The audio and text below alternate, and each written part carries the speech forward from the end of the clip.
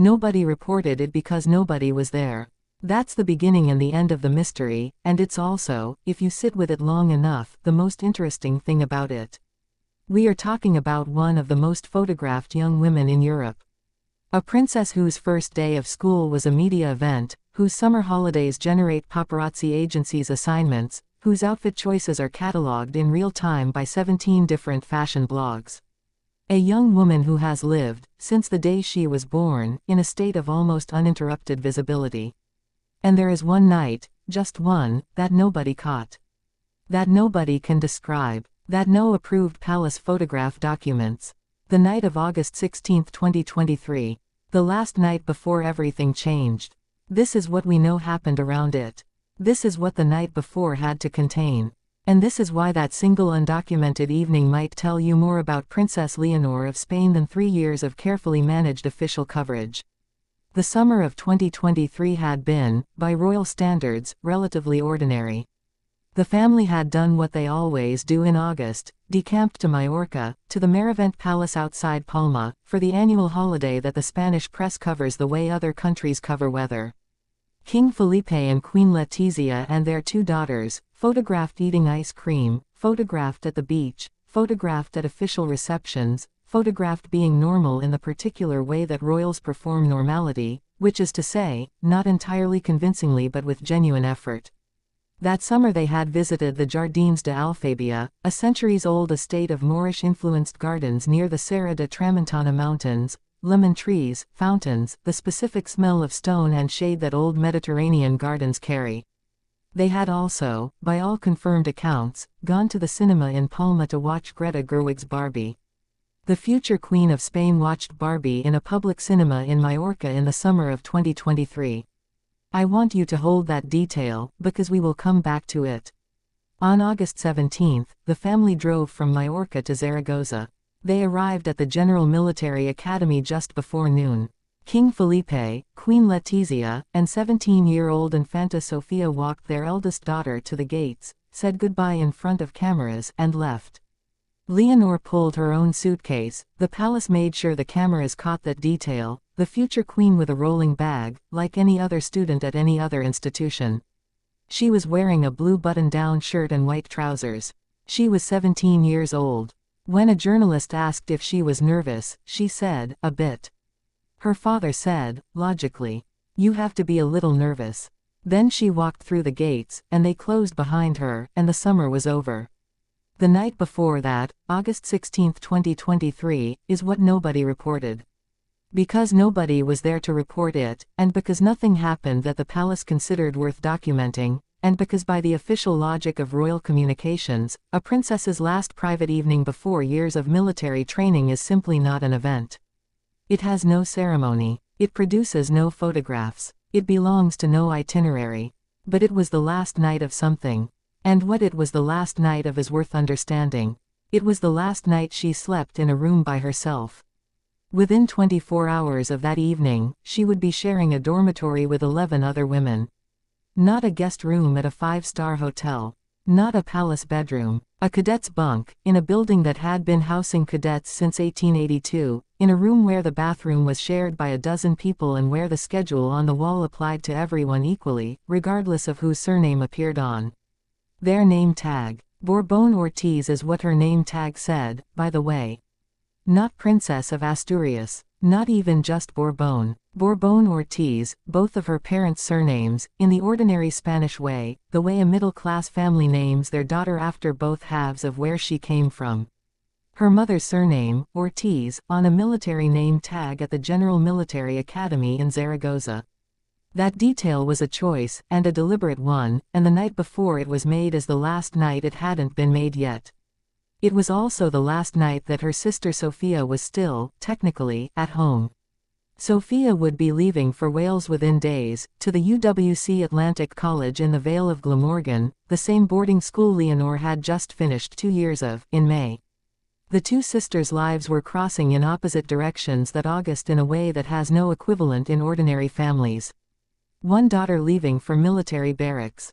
One daughter leaving for an international school on the Welsh coast. Both of them spending their last night in the same house, probably with the awareness that the version of their life in which they were both simply at home, simply daughters, simply sisters watching Barbie in a cinema in Majorca, was ending in approximately 12 hours. The specific texture of a last night is almost impossible to report without being there, and impossible to know without living it. But we can reconstruct its edges from what surrounded it. We know her father had walked this same road. King Felipe VI attended the General Military Academy in Zaragoza in the 1980s, the same institution, the same Aragonese plateau, the same ceremony and structure and schedule. He knew exactly what his daughter was walking into, not abstractly, not from official briefings, but from memory. The advice he gave her was not, by all accounts, an official statement of royal guidance. It was a father's sentence: be very attentive. And let yourself be advised. 7 words of practical wisdom from a man who had stood where she was about to stand and understood that the only way through it is to pay attention and not assume you already know. What do you do with a sentence like that, the night before it applies to you? What did she do with it? This is where we enter the territory that no journalism can cover and no palace communication will ever document, and it is, genuinely, the most interesting territory of all. Because the question of what Princess Leonor did on the night of August 16 is really a question about who she was at the precise moment before she began to formally become who she is going to be. It's a question about the last version of herself that existed before 3 years of institutional formation. Army, Navy, Air Force, 5 months on an open ocean, began their work on her.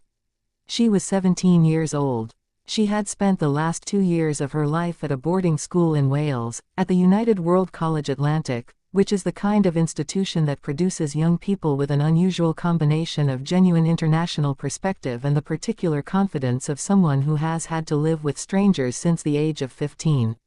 She had studied for the International Baccalaureate alongside students from 90-plus countries, eaten communal meals, argued about politics in a second language, learned what it is to be someone other than a princess simply because the environment around her declined to treat her as one.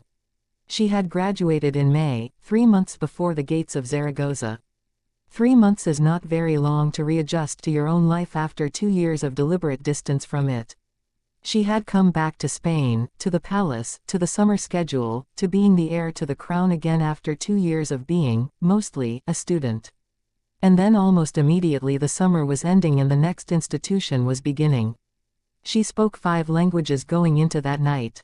Spanish, Catalan, English, learned partly from a British nanny, partly from her grandmother Queen Sofia, who spent enough time in the United Kingdom to give her grandchildren fluency as a kind of incidental inheritance. French, and Arabic, which she had studied with enough seriousness to deliver part of a public speech in it at 13, in Barcelona, in front of a crowd that did not expect it.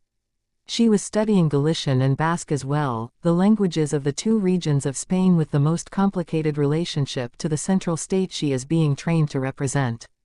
She was, in other words, a young woman of considerable formation. Not a sheltered heir, not a blank institutional product.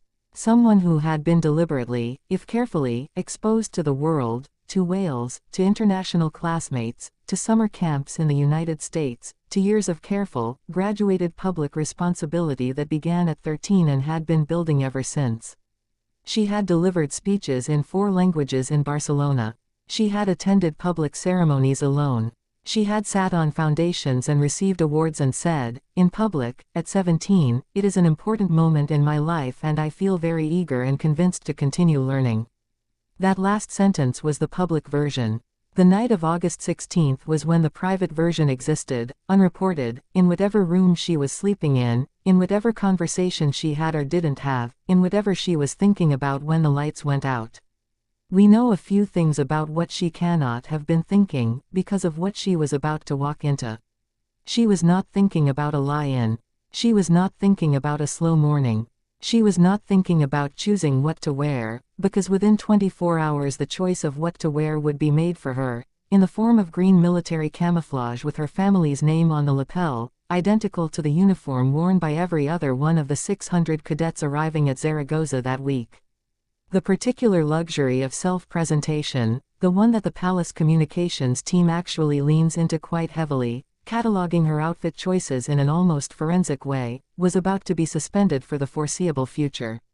She was one of roughly 120 women in a class of 600. The General Military Academy had been admitting women since 1988, which means that by 2023 it had been a coeducational institution for 35 years. It was not breaking new ground by accepting her. And yet her presence there was, in a specific and important way, unprecedented, because no heir to the Spanish throne had ever completed this training before taking the crown, not in this form, not across all three branches in sequence, not as a woman. Her grandfather had done the military academies. Her father had done the military academies. Neither of them had done it as a future queen. The institution had a template for future kings. It did not have a template for her. She would receive her officer's saber in September, the same saber given to each of her 560 fellow new cadets, in a ceremony that the palace photographed and released in careful, approved images. She would swear allegiance to the Spanish flag in October, her parents watching from the crowd in their roles not as king and queen primarily but as parents, watching their eldest daughter make a formal oath to the country they govern. And on October 31st, her 18th birthday, she would stand in the Spanish Parliament and take a second oath, this one to the Constitution, formally entering the role she had been preparing for since the day she was born.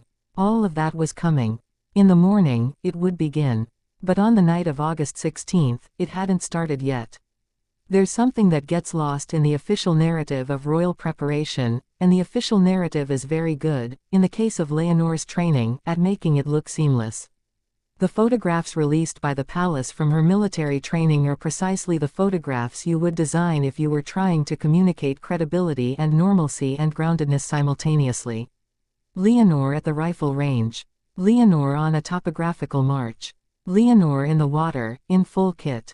Leonor receiving a saber. Leonor swearing an oath. Each image a small installment in the long argument the Spanish monarchy has been making since Felipe took the crown from Juan Carlos in 2014, the argument that this institution has learned from its own failures, that it is serious, that the person it is producing to lead it in the future is being built from the inside out and not merely decorated.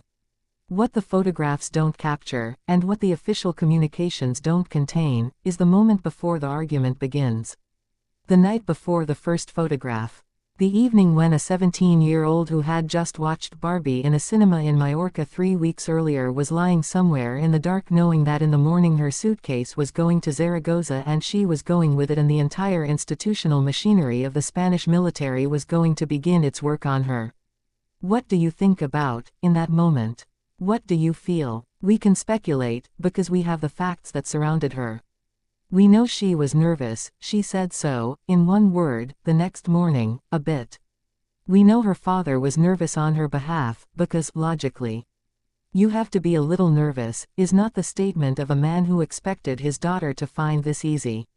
We know her mother, Queen Letizia, who grew up as the daughter of a nurse in Oviedo, who became a television journalist before she became a queen, who has spent 20 years as the most publicly scrutinized woman in Spain and has navigated it with an iron precision that her eldest daughter has clearly studied and absorbed, was going to watch her daughter walk through those gates and would not be able to follow.